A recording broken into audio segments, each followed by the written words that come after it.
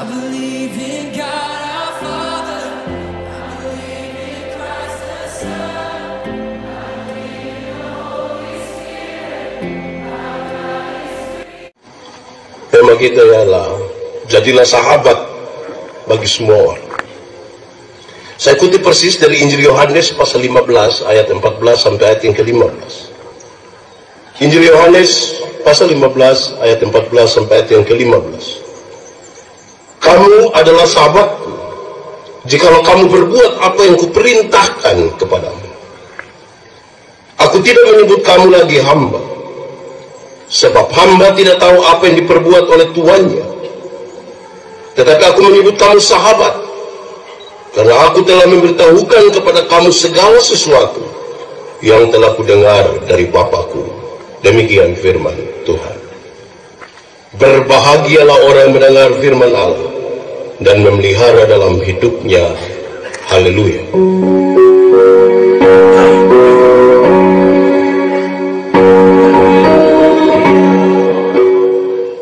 Dalam semangat tema persahabatan ini, saya ingin mulai dengan mengatakan begini. Saudara-saudara, seperti sekolah, persahabatan itu pun bertingkat-tingkat. Nanti sebentar kita bisa isi kita di tingkat berapa. Yang paling rendah, TK. Lihat anak-anak TK kalau bersahabat. Lari sama-sama, bermain sama-sama, heboh sama-sama, semuanya mereka sama-sama. Tapi kalau sebentar kita tanya, Adi, itu Adi pun teman. Iya, dia pun nama sama. Tahu? Itu anak TK. Sama-sama tapi tidak saling kenal satu dengan yang lain. Orang dewasa ada seperti itu, tidak? Banyak. Apalagi kalau dia punya akun Facebook ada 2. Apalagi kalau satu nama asli, satu nama palsu. Di dunia maya mereka kelihatan akrab sekali, saling like, saling komen. Tapi di dunia nyata, biar duduk bersebelahan sama seperti tidak saling kenal satu dengan yang lain. Di Rote ada yang begitu. Oh ada. Itu TK, itu tingkatan. SD. Coba lihat anak-anak SD kalau bersahabat. Nama sudah kenal. Kalau di kampung ke sekolah sama-sama, pulang juga sama-sama. Ke kantin sama-sama, semua mereka sama-sama. Tapi jangan coba-coba buat salah dia. Berani buat salah dia pakai bahasa Kupang, dia akan bilang, "Kos pulang beta punggul-gulu." Pernah kasih apa, dia catat di buku Al-Hayat.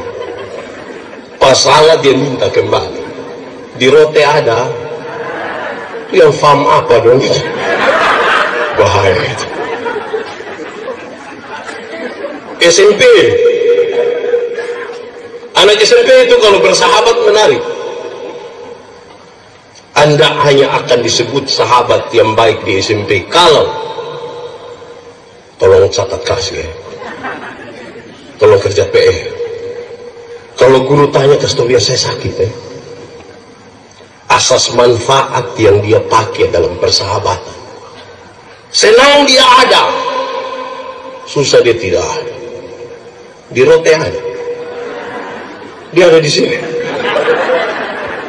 Itu anak SMP itu bersahabat. Anak SMA kalau bersahabat menarik. Anak-anak SMA itu kalau mereka bersahabat itu luar biasa. Kenapa saudara-saudara? Setiap saat hanya ingin ketemu, setiap saat. Di sekolah sudah ketemu, pulang ke rumah, makan cepat-cepat, mandi cepat-cepat, mau ketemu lagi. Kalau orang tua tanya, di mana? Kerja tugas, Bang. Grup-grup WA yang paling heboh di dunia adalah grup WA anak SMA, termasuk alumni SMA. Alumni SMA satu lomba lain itu mau ketemu tiap hari. Reuni apa yang terlalu? Di Rote juga ada ya? Kuliah. Coba lihat anak-anak kuliah bersahabat. Ini luar biasa. Susah sama-sama, senang juga sama-sama. Bahkan makanan mereka juga sama. Supermi.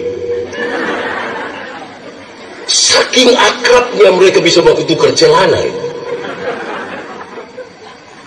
Itu biar tidak lulus semua mata kuliah, tapi kalau demo, dua paling depan.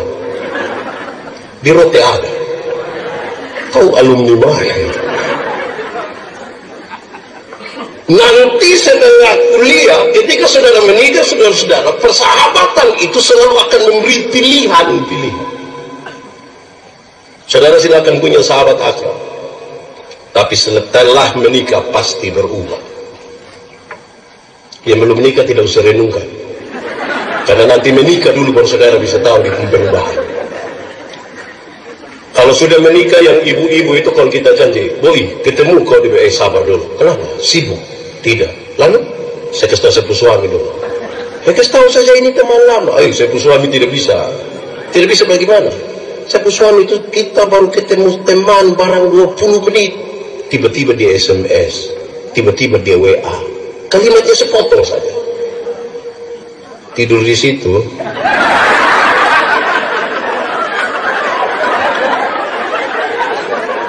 Betul kok ibu-ibu? Masalah itu ya.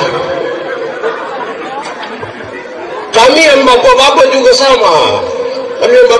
sama. Kalau sudah menikah itu, kalau teman-teman janji, Pak ketemu kok, tunggu dulu. Sibuk? Tidak. Lalu saya kasih tahu istri. Takut istri? Tidak. Kami hargai istri.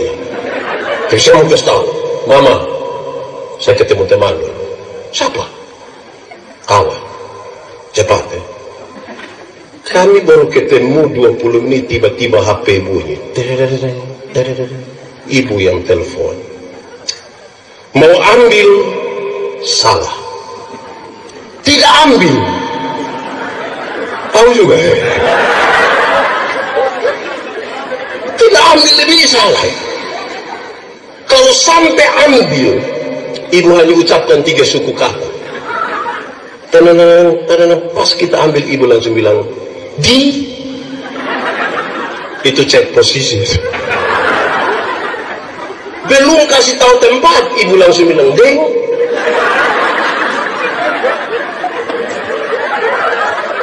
Siapa tahu ada mantan di situ. Pas kita sebut nama, ibu langsung bilang, oh, tutup. Hanya 3 suku kata, kalau masih ingat silakan. Di, deng, oh. Tapi itu kekuatannya sama dengan bersedia, siap, ya. Tidak pulang, itu masalah. Saudara, yang paling tinggi itu ini. Yang paling tinggi itu. Hiduplah sebagai sahabat bagi semua orang. Kenapa? Karena untuk menjadi sahabat dengan semua orang, saudara harus selesai dengan dirimu. Kalau belum selesai dengan dirimu, saudara belum bisa menjadi sahabat bagi semua orang. Kalau masih tukang tersinggung, jangan bersahabat dengan semua orang. Kalau masih suka makan puji, di Rote ada. Oh, itu sulit bersahabat dengan semua orang. Kalau masih suka iri hati, sulit. Iri hati, iya. Lebih baik saya rugi, asal engkau rugi lebih banyak, daripada saya untung, tapi engkau untung lebih banyak. Hai, terlalu ribetlah. Saya pakai contoh saja. Ada 2 orang yang tukang iri hati, orang 2 berdoa kepada Tuhan. Karena Tuhan tahu mereka tukang iri hati, Tuhan kirim malaikat bicara dengan mereka. Malaikat bilang, kamu 2 biasa iri hati, jadi Tuhan bilang hanya 1 yang boleh berdoa, yang 1 tidak usah. Tapi yang berdoa ini dia minta apa? Yang tidak berdoa akan dapat 2 kali lipat. Kamu 2 siapa berani? Woi, kamu 2 sama-sama tidak berani. Akhirnya saya dan Pak Sekda, kami 2 sama-sama tarik lot. Saya yang dapat kesempatan berdoa. Saya pikiran ini. Kalau saya minta kaya, Pak Sekda lebih kaya, kan saya bilang. Akhirnya saya berdoa, Tuhan, kasih saya mata buta 1, Tuhan. Kalau saya mata buta 1, Pak Sekda buta berapa?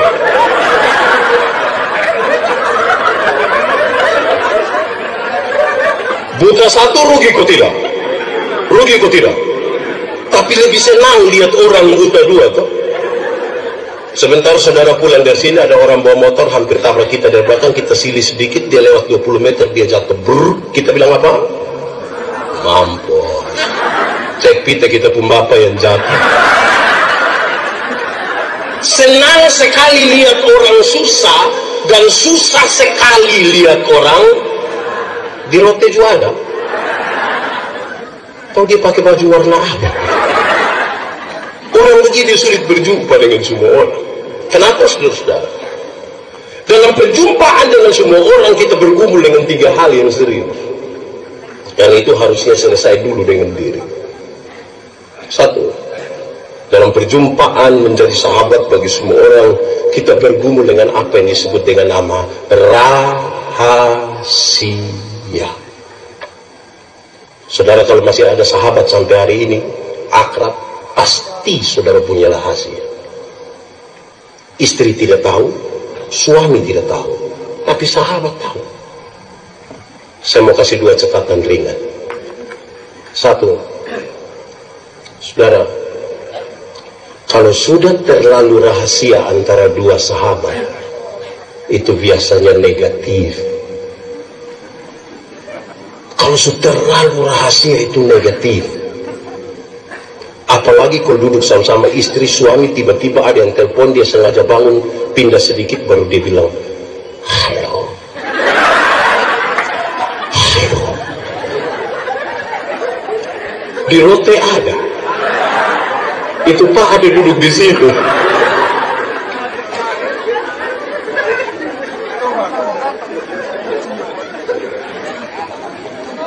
Kedua, saudara-saudara, saya ingin sampaikan kepada saudara bahwa menjaga rahasia itu susahnya minta ampun.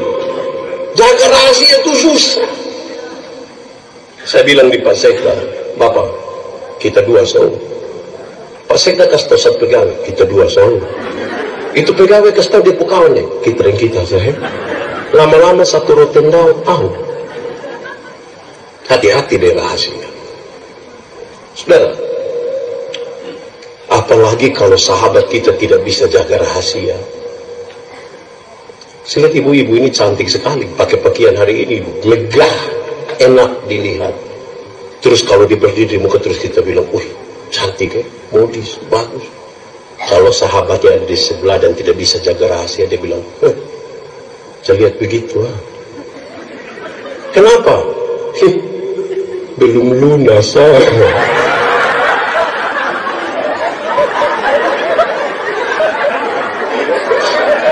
Kau tahu dari mana?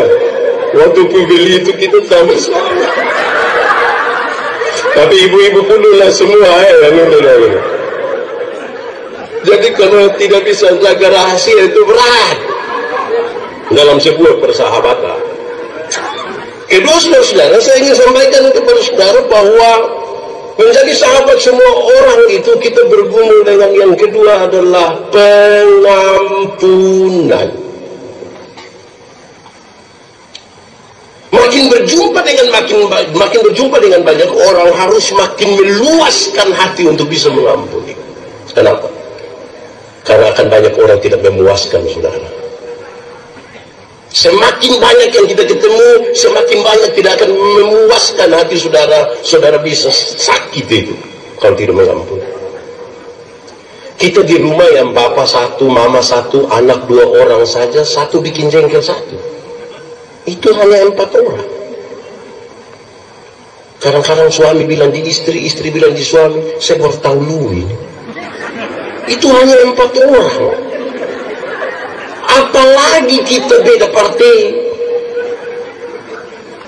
Apalagi kalau kita punya kepentingan politis yang beda.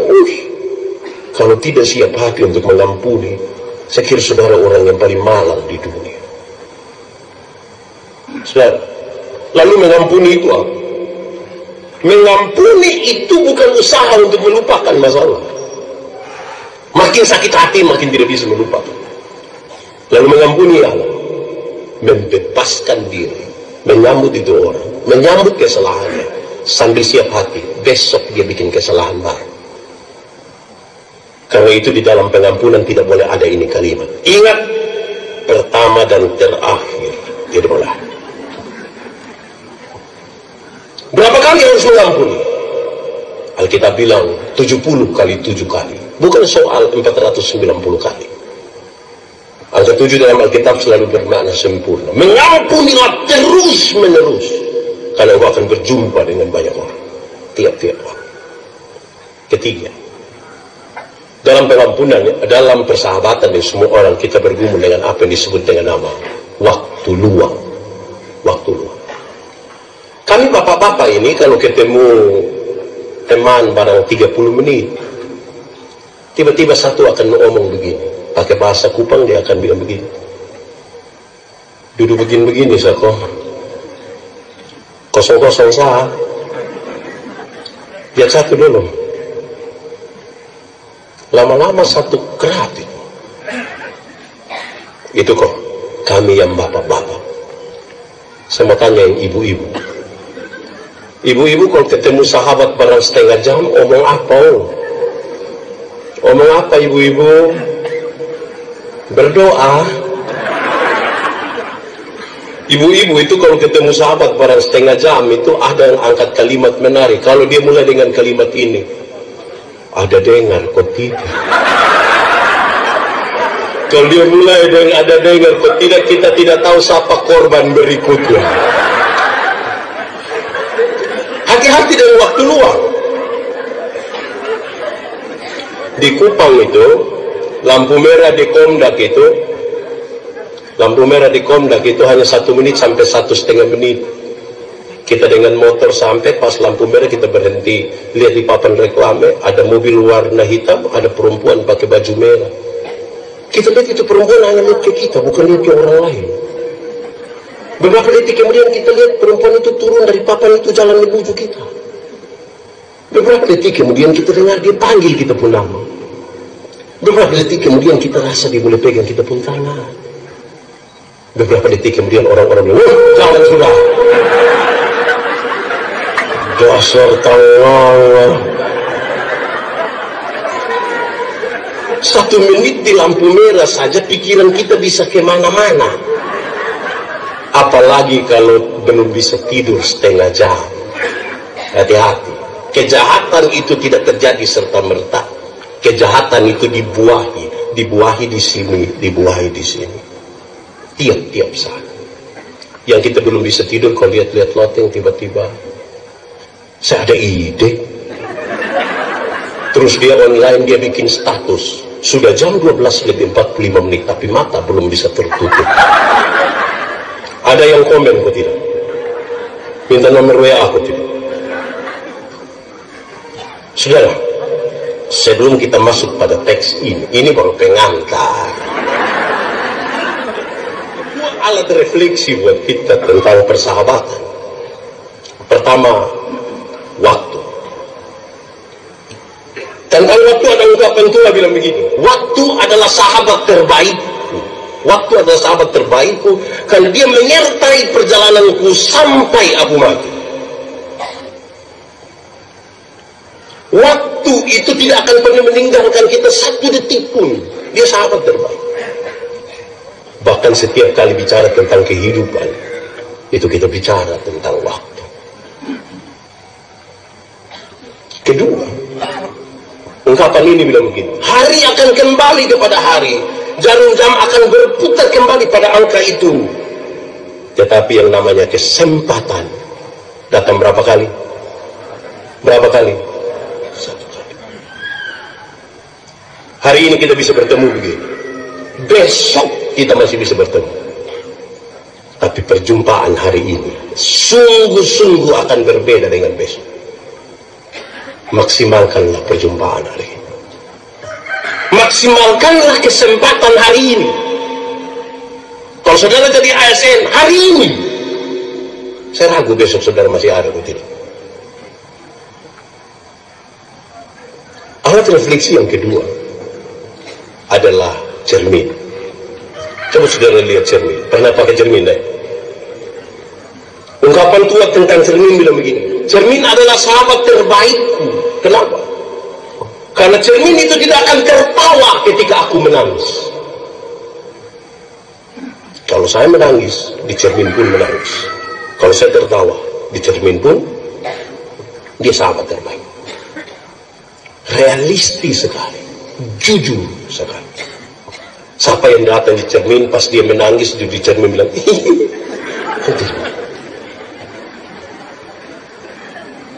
yang kedua, ungkapan dua bilang begini, cermin itu dapat memantulkan bayangan diri, tapi isi hati tidak diketahui oleh cermin. Cermin memantulkan bayangan diri, tapi isi hati tidak diketahui oleh cermin. Kritiknya ialah, berapa kali kita berjumpa dalam kepalsuan, berapa kali kita tipu. Sebenarnya kita tidak suka dia, tapi ketemu dia sangat karena itu saya katakan, tidak semua senyum tulus. Tidak semua senyum tulus. Ada yang palsu. Kita datang, kita bilang selalu, terus selalu kita lewat pada di rote dua ada siapa pu istri. Tapi yang menarik yang ketiga, orang datang bercermin, dia melihat dirinya. Pertama dia hanya melihat diri, tapi kemudian seolah-olah tangannya diperintah melakukan sesuatu. Begini kah? Begini kah? Makin banyak bercermin, makin harusnya lebih rapi, lebih baik. Tapi saya berkhotbah di banyak tempat.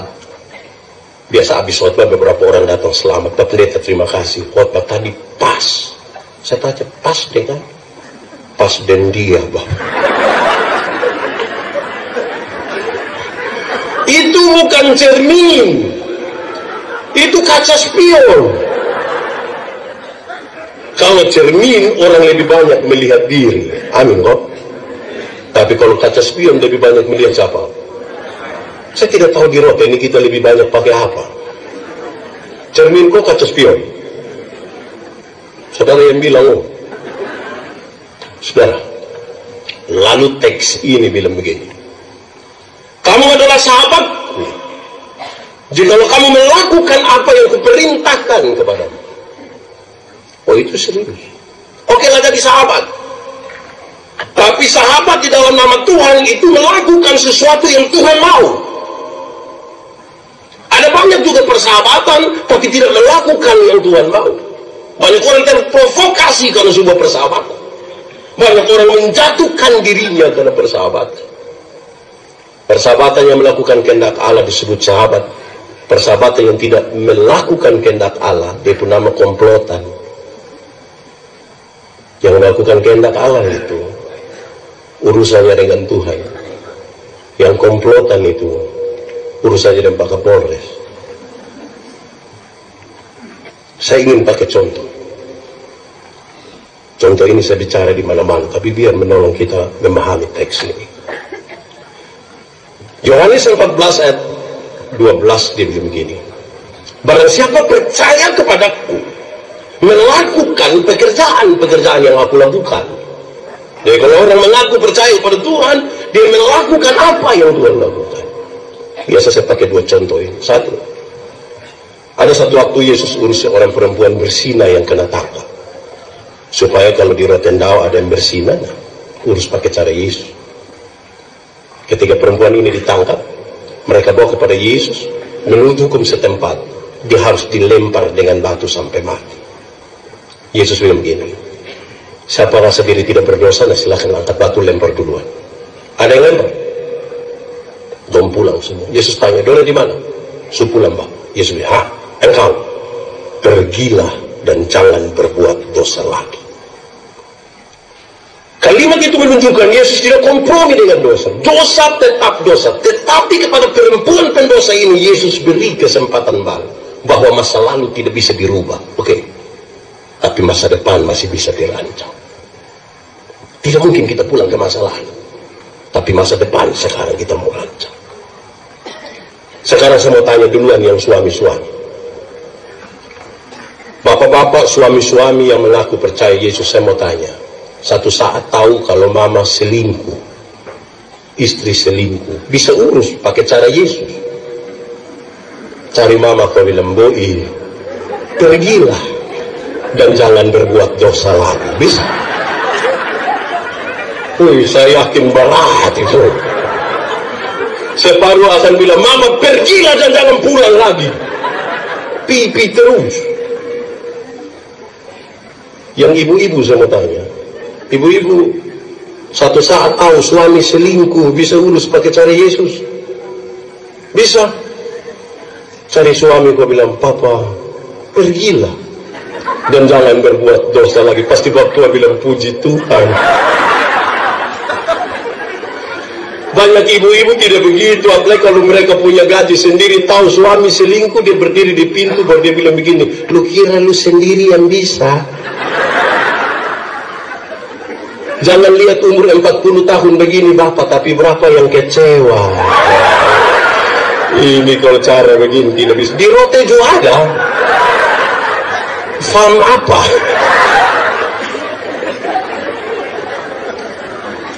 Kedua, saudara-saudara, tahun 2009 saya ketua Panwaslu. Saya begini ketua Panwaslu. Saya juga heran, saya bersyukur. Datang 1-2 caleg, mereka bilang ke saya, "Pak Pendeta, yo, kira-kira saya bisa jadi anggota dewan atau tidak?" Saya bilang, "Ya macam Bapak begini tidak bisa." Aku Pendeta yakin sekali. Oh, saya yakin. Kenapa? Bapak ini, minta tolong jadi penatua diaken di gereja yang hanya urus 20 kakak, saya Bapak tidak mau. Tapi Bapak mau urus kami semua, saya yakin tidak jahat. Habis pemilu ternyata dia tidak terpilih. Dia datang cari saya, "Pak Pendeta, yuk, ternyata Bapak mulut panas betul." Saya bilang, "Ini bukan soal mulut panas, Anda yang tidak terbiasa setia pada perkara-perkara yang kecil." Satu saat Yesus urus orang bertengkar, baku rampas jabatan. Yakobus bilang dia, Petrus bilang dia, Andreas bilang dia. Yesus tidak marah, jabatan itu kebutuhan. Proses yang menjadi penting. Yesus ambil satu anak kecil, taruh di antara mereka, terus Yesus bilang begini, "Barang siapa mau menjadi yang terbesar di antara kamu, hendaklah dia menjadi yang selesai." Tidak pakai pendekatan yang sekdor.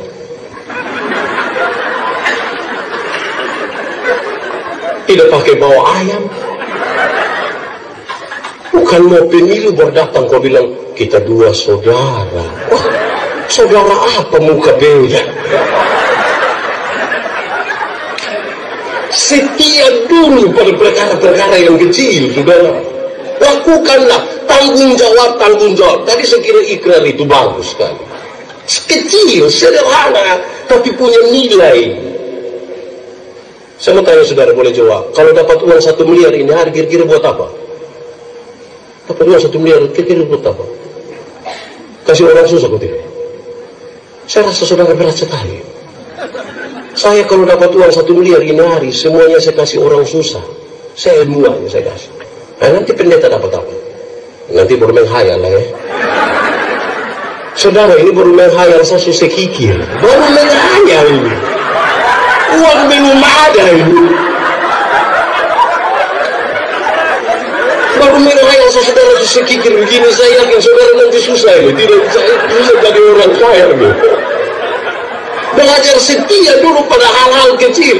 Saudara, kalau tidak menyelesaikan hal-hal kecil dalam hidupmu, perjumpaan dengan orang lain itu saudara sebuah kemustahilan.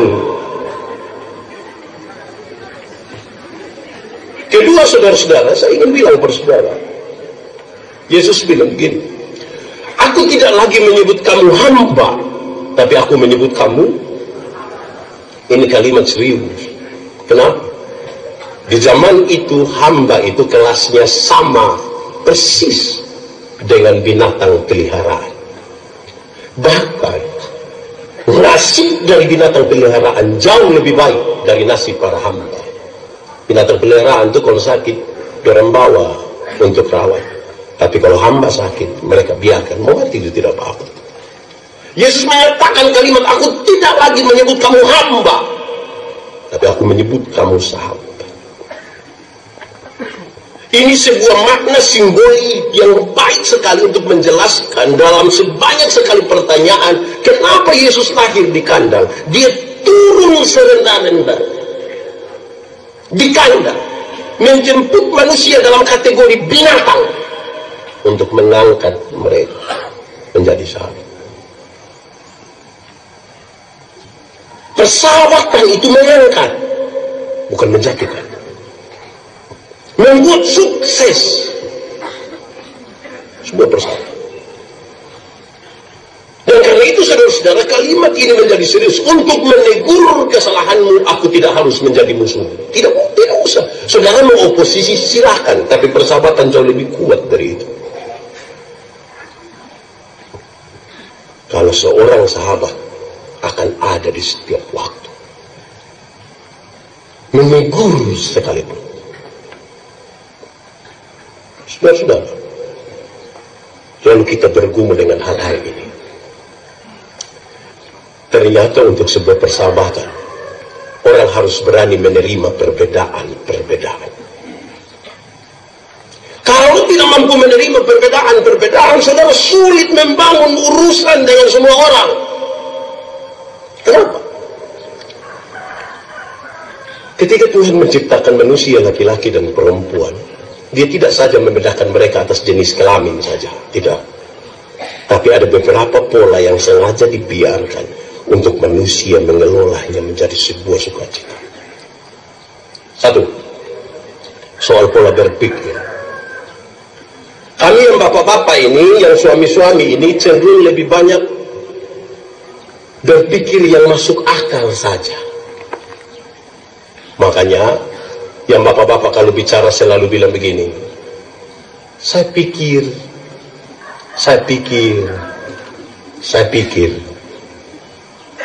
Tapi yang ibu-ibu, yang perempuan lebih banyak pakai apa? Makanya ibu-ibu kalau bicara selalu bilang, saya rasa.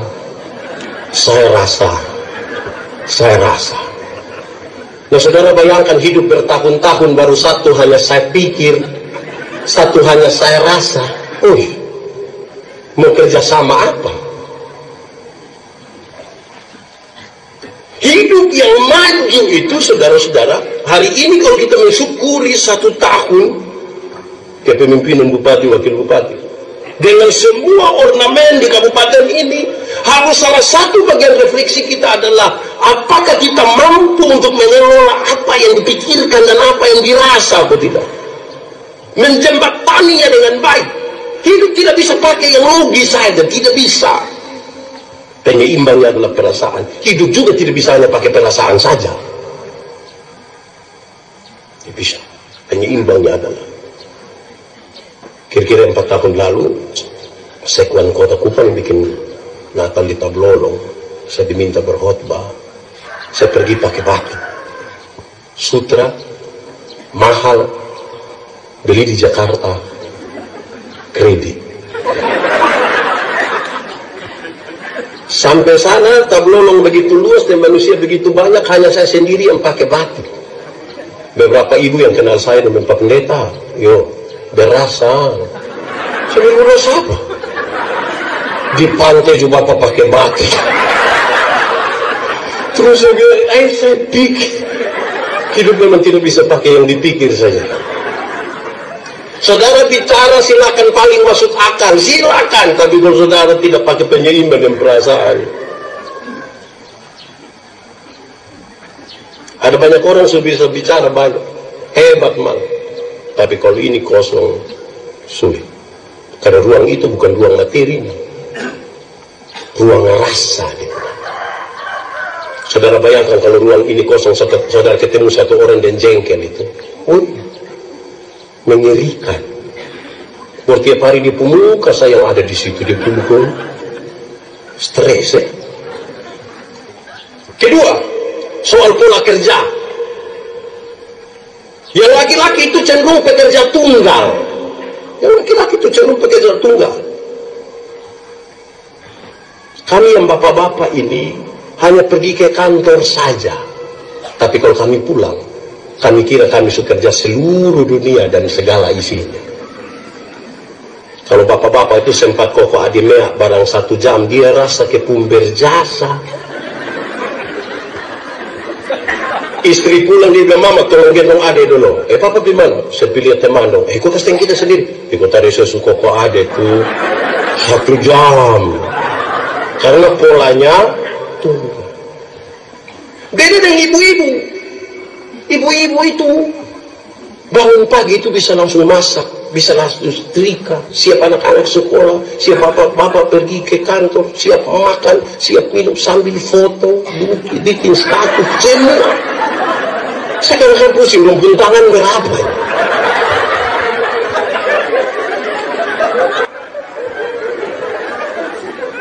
Saudara, jangan heran saudara-saudara kalau bapak-bapak itu, kami bapak-bapak itu, tamu baru di emper, bapak langsung bilang, mama, kopi. Padahal kopi tidak ada. Sebentar tamu pulang, mama bilang, papa, lain kali itu kalau mau tanya, mau suruh begitu, nak cek dulu kopi atau tidak.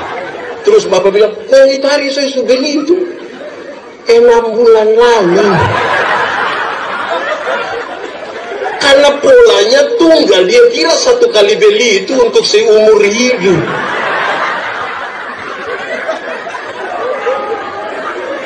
Pola ini untuk dikelola. Jadi Tuhan kasih beda-beda tuh baik.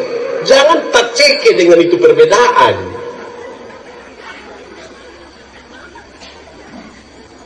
Saudara, kalau ada acara begini, ketua panitianya bapak-bapak, jangan telepon yang panitia, ketua panitia, jangan.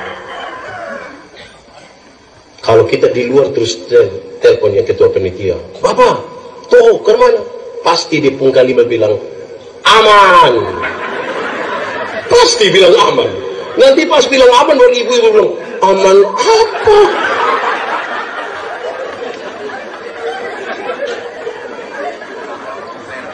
Ibu-ibu tuh lebih detail. Kita kira kalau sudah buat habis tank, semua sudah aman. Kerja masih banyak. Jadi jangan bicara sesuatu yang logis, kemudian kita kira persoalan selesai. Yang detail belum. Yang detail belum. Detail itu serius. Ketiga, soal komunikasi. Laki-laki itu cenderung pendiam. Sebuah penelitian bilang seorang laki-laki kalau bicara 1 hari kira-kira 7.000 kata. Berapa ribu? 7.000. Tapi seorang perempuan kalau bicara 1 hari minimal sekurang-kurangnya 21.000 kata. Bapak 7.000, mama berapa? Pagi-pagi bapak supi kantor, anak-anak semua supi sekolah. Terus mama mau 21.000 dengan siapa? Ini aneh. Makasih. Bapak biasa pulang kantor jam berapa? Jam 2. Mama rencana mau kasih keluar yang 3.000. Mama sambut di pintu. Mama bilang, "Pa." Terus bapak bilang, "Hah? Di kantor tadi baik." Terus papa bilang, "Lu kepala kantor." Kalau pola komunikasi kita macam begini, saudara-saudara, jangan heran kalau satu saat ketika kita pulang itu mama ada di tetangga dong sambil tede-tede kutu itu kasih habis yang 21.000. Menara Babel itu tidak selesai dibangun bukan karena kurang uang, bukan karena kurang materi, bukan karena kurang tenaga kerja, hanya karena terputusnya komunikasi di antara mereka. Kalau saudara tidak mampu membangun komunikasi yang baik, saudara bukan sahabat yang baik, saudara lawan. Saudara hanya sekedar mencari-cari kesalahan.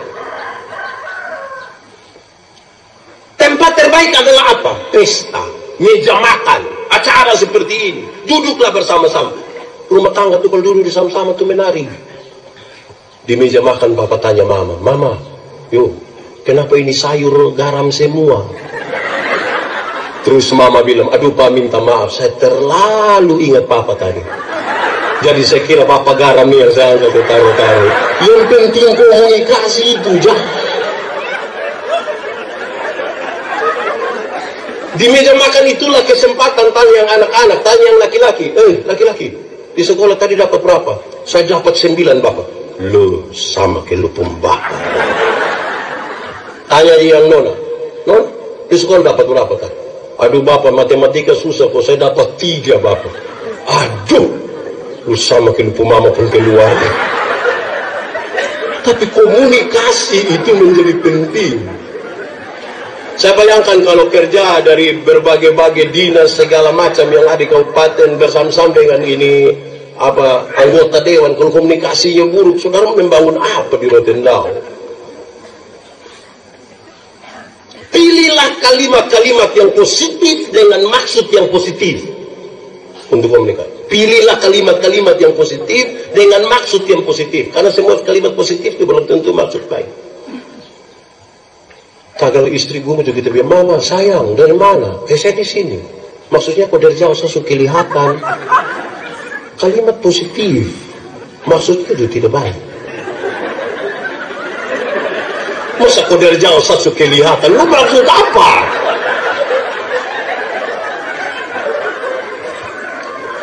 Keempat, saudara-saudara, soal pola ingatan. Pola ingatan.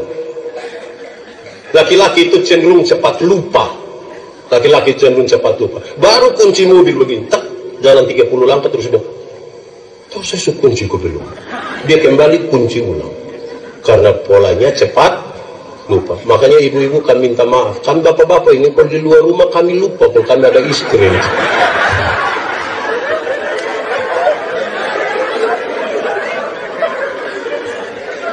Maksudnya yang tugas-tugas dinas luar. Kadang-kadang maksudnya kami cerita dengan kawan dan sampai lupa kalau mama ada tunggu di rumah. Jangan terlalu negatif juga lah. Itu beda dengan ibu-ibu. Ibu-ibu itu ingatannya tajam sekali, setajam silet. Ibu-ibu itu kalau ada suami bilang begini, orang ke saya tidak pernah marah saya pu istri, pasti yang protes dia pu istri. Tidak pernah apa? Terus kita bilang, mama ya memang tidak pernah. Mantu pernah. Yang mana? Yang itu hari. Itu hari mana? Yang tahun 1900 itu dia. Jangan coba-coba bikin salah-salah dari ibu-ibu. Jangan coba-coba pinjam di pun Tupperware. Dia ingat, itu goresan berapa itu dia tahu. Yang pernah jadi anak-anak, pegawai muda dong saya mau tanya, pernah jadi anak-anak saya mau tanya, pernah periksa papa dan mama pun pakaian dinas ke tidak? Pernah kok? Kalau periksa saku-saku dinas itu saya mau tanya, yang paling dapat uang, paling sering kita dapat uang itu di bapak pun pakaian dinas atau mama punya? Bapak pasti lupa. 5.000, 10.000, 20.000, bapak lupa. Jangan coba-coba periksa di mama punya. Sia-sialah pekerjaanmu.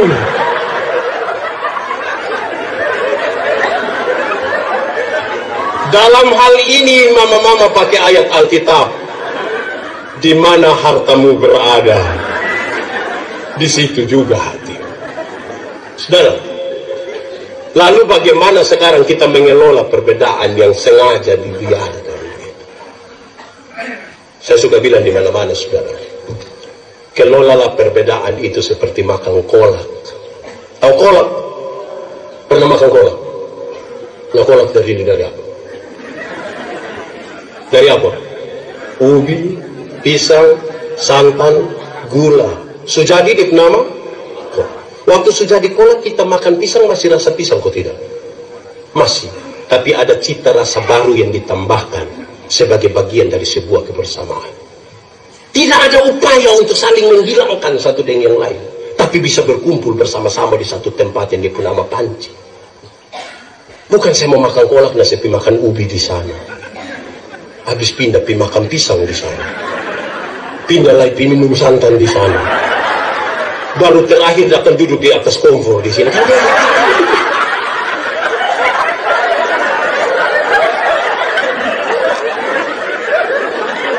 Boleh berbeda tapi tetapi bersama-sama. Jangan bikin diri inti. Cadangan saja. Jangan kelola ini kebersamaan ini seperti minum kopi. Tahu kopi? Pernah minum kopi? Nah, kopi terdiri dari apa? Air panas, gula, kopi. So jadi dia pun nama. Habis yang lain pula. Kopi itu terlalu egois. Kita semua tapi nama mesti dia. Kita semua menang. Hai. Teman yang terlalu mendominasi segala sesuatu tidak baik. Hendaklah yang seorang merasa yang lain itu penting. Penting. Persahabatan itu menolong kita untuk memahami nilai-nilai kemanusiaan. Karena seorang manusia tidak mungkin bisa tinggal sendiri. Itu tidak bisa. Alkitab mencatat dengan sangat baik. Kamu satu tubuh, anggotanya yang beda-beda. Mata kan dia mata, dia tidak lebih penting dari tangan. Semua penting. Siapa yang malam-malam perut sakit kok mau WC, kaki bilang di perut, bilang perut. Jamarau. Kenapa? Bisa sendiri ya. Sama-sama. Alkitab bahkan bilang, kalau jarimu terluka, mata ikut menangis. Dan kalau mata menangis, tangan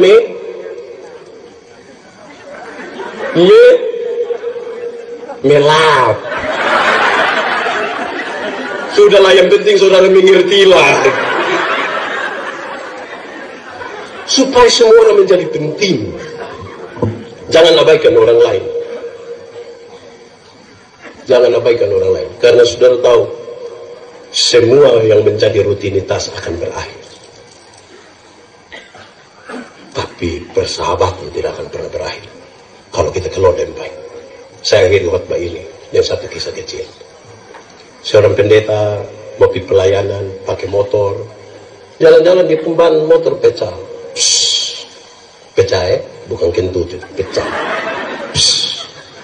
Ada orang tambal ban di situ, puji Tuhan. Ditolong tambal ban, tolong. Cepat ya, orang tunggu saya mau pelayan. Ini lagi kerja cepat. Kurang dari 10 menit selesai. Bapak sudah. Oke baik, terima kasih. Ya, saya jalan ke orang tunggu saya. Baru jalan 10 meter, ban pecah lagi. Pendeta ini marah. Kerja macam apa? Kerja macam begini ini yang saya ban pijat terus, bagaimana pelayan? Lu kirim pelayanan baik, gampang. Ini anak yang tambal ban jawab, dia bilang begini, Bapak pekerja saya yang penting. Yang saya pun ini tidak penting. Saya pun tidak penting, ini Bapak pemban pecah terus. Karena itu duduk diam-diam di situ kok saya kerja.